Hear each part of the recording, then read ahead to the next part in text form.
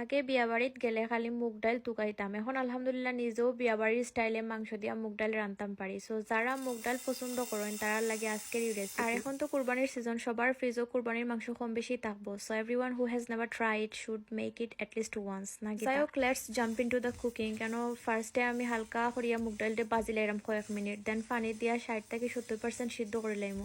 আর কিছু মুগ ডাল দেওয়া বাজে বেফুটার লাহান একদম ফুটতো চায় না।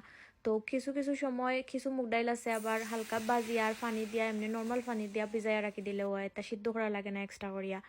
আর এগুন তোরে আমি সিদ্ধ করে লিলাম পরে তো এখানো গোটা মশলা দিলাইছি যেটা দেখাইছি ওটা দিয়া আর পেঁয়াজ দিয়া দেন সুন্দর করিয়া একটু নাড়াচাড়া করিয়া দিলাইমু রসুন তারপরে আদা আদা আমি বসাইয়া দিছি যে গ্রান করে আদা বসাইয়া দিলে। চেষ্টা করবা মুগ ডাল রান্নার ক্ষেত্রে চর্বিযুক্ত হাড্ডি মাংস নেওয়ার, তাইলে রান্না পরে যে মজা লাগে আগে খাইতে।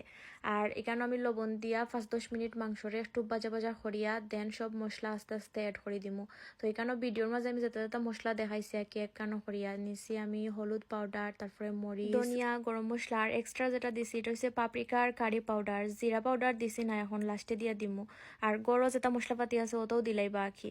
এখন গুড়িয়া মিটরে সিদ্ধ করলাইমু, দেন ওয়েট করমু একবারে সিদ্ধ হওয়া অব্দি। আর মুগ ডাইল আমি চিকেন দিয়া বেশি রান্ধি, মিট দিয়াও ভালো লাগে মাশাল্লাহ, বাট মাছ দিয়ে আমি এখানে জানি মজা পাই না। এক একজনের টেস্ট বার এক এক লাগান, আমার কাছে মাংস দিয়েই সেরা লাগে। ইট ক্যান বি মুরগির মাংস গরুর মাংস যাই হোক।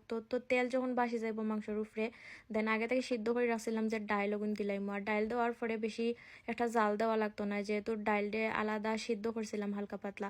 দেন নামানির আগে তোরা জিরা পাউডার দিয়া নামাইলে যে গ্রান করে। আর মুগ ডাইল মাংস বেশি হইলে কি বেশি মজা লাগে। সবচেয়ে বড় কথা হচ্ছে কালার দেখলেই বোঝা যায় এটার টেস্ট কেমন। আর সবচেয়ে অনেস্ট রিভিউ পাই আমার হাজবেন্ডের কাছ থেকে, যেটা ভালো হইতো না এটা কইতা নাই যে মজা হয়েছে, আর যেটা মজা হইব এটা আবার কইতে কইতে গলার পানি উকাইলিবা। অনেস্টলি স্পিকিং মানে এটা রান্দার পরে তাইন খালি করে গেল বিয়া বাড়ির মুগ ডালের লাহান লাগে, যে গ্রান করে যে মজা হয়েছে মানে কি একটা অবস্থা। মাশাল্লাহ সত্যি মজা হয়েছিল, কিন্তু আমি একদমই বাড়াইয়া হইরাম না। তো যারা মুগ ডাল পছন্দ করেন তারা ওলাখান ট্রাই করতে পারেন। আর যারা আমার পেজ এখনো ফলো দিয়েছেন না, নতুন নতুন রেসিপি দেখতে অবশ্যই পেজ ফলো দিয়ে পাশে থাকবা। আল্লাহ হাফিজ।